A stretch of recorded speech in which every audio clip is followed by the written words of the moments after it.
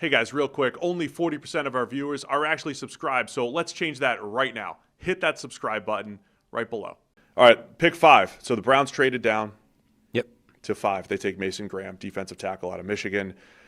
We thought at the time, aggressive move for the Jags to go get Travis Hunter. Fun. Called it a win-win because, hey, we'll see what Hunter ends up becoming, but definitely thought this was a win for the Browns. Yeah. To get the extra first rounder, which ended up being Casey Concepcion, a second rounder, which ended up being Quinshon Judkins. Some other picks moved around, but I think the Browns are feeling good about this. Mason Graham played a ton of snaps last year, so I think a lot of the percentage production numbers are just okay, but he got better as the season went on. Only 1 sack, but another guy that I think can get home as a pass rusher and was pretty good in the run game.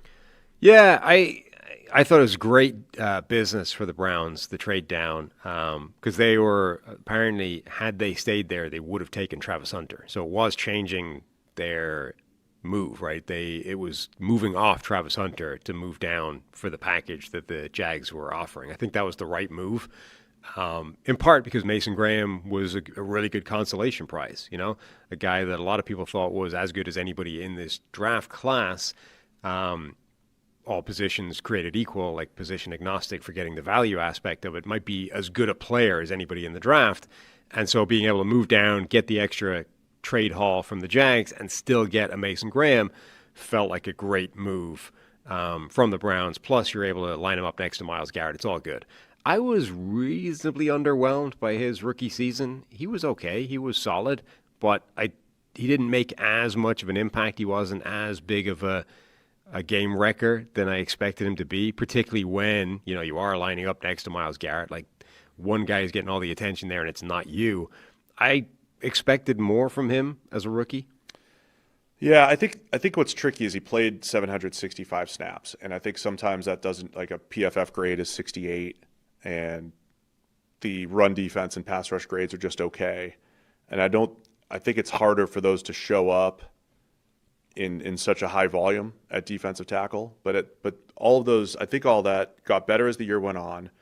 He didn't show the same type of power that I thought he showed at Michigan. So I'd like to see that better from him. I think a lot of players his size struggle with, anchoring against double teams. I don't think that's ever really going to be his game necessarily, but I think he showed a reasonable amount of disruption. There just weren't enough, to your point, like one-on-one clean wins as a pass rusher. Just not enough of those. I think he has it in him.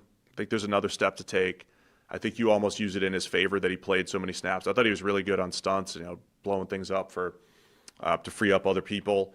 That goes unnoticed. And he was part of this really good defensive line really good defense and a really good defensive line that relied on rushing 4, right? So he's not getting the benefit of, more one-on-ones and blitz schemes and things in his favor. So I think there's ways to explain away what we would consider like mediocre raw production numbers, but I think there is definitely a next step to be taken. And I had high expectations for him as well. I would say he was underwhelming relative to my expectations, but not as bad as maybe people may have thought. I think he's going to be okay. He's also got this weird thing where I don't know how big he is. Because we had this, he was listed by Michigan at 320, right? Then he shows up at the combine at 296 pounds. And you're like, that's a wild disparity, even in this current world of, the numbers are often inflated or over-exaggerated at the college level.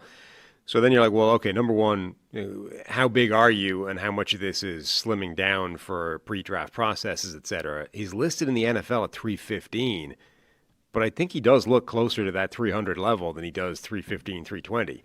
And the way he plays the game, I think that's a significant difference in inertia and bulk and size and just physics, right? If you're actually in and around 300 pounds and you play the game as a sort of wrecking ball, physical run into contact type of way and power player, as opposed to quickness and speed and penetration and avoiding contact, not being 315, 320 is potentially a fairly significant difference. And we're now in this world where, like, we're never going to know unless someone asks, what's your actual playing weight? And I haven't seen that anywhere. But get the Browns beat on it. That's where's Mary Kay? Mary Kay. Go and ask Mason Graham how fat he is.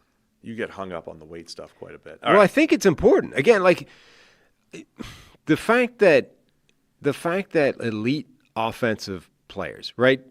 The fact that they deliberately keep themselves at what is quite clearly an unhealthy, body composition status to maintain a weight of a sufficient level. They're not doing it because, they're not doing it for no reason. They're doing that because they believe there is significant upside to carrying an extra 20 pounds of fat than they need to, right?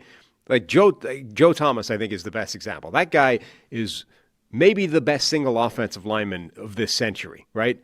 Who was dealing with knee injuries, dealing with chronic, the man's bone on bone in both knees, I think, at this point in his life. Now, the dude looks like an Adonis. He's shredded, he's, 0% body fat, whatever. The dude looks phenomenal. But even late in his career, with a decade's worth of experience, having never missed snaps, dealing with wrecked knees, that guy never decided, you know what, I'm going to play this year at 285, I'm going to play lightweight, and I know that my technique and my ability makes up for it. He knew that if he was going to play at the NFL level, he needed to weigh 315. And at the point where he couldn't weigh 315 anymore, it was time to hang him up, right? So I think it's important when you start talking about guys that are way away from those numbers. It's not an insignificant thing. There's a reason guys like that play at that weight. And if you're going to be, like Aaron Donald, right? If you're going to be 285, you better be bringing something different to the table. And Aaron Donald did. Mason Graham's not Aaron Donald, I'm not saying that. But if you're going to be 300 instead of 350 and 320, you better be playing like a guy that weighs 300. And I don't know that he does. I think he tries to. I think he wins tries. Better with, That's different. I think though, he plays right? better with quicks and agility than he does with, say, anchor and power. I agree. That's my he point. Did have. I think he showed power more at Michigan than he did last year for the Browns. So that's simply my point is if he does weigh in and around 300, you better end up being a high-level player in terms of quickness and agility and not power. And that's what he hasn't shown yet, at least at the NFL level. Thanks for watching all the way to the end of the video. Check the Mic is live Monday, Wednesday, and Thursday, so be sure to hit subscribe so you don't miss a video. You heard the man. Subscribe.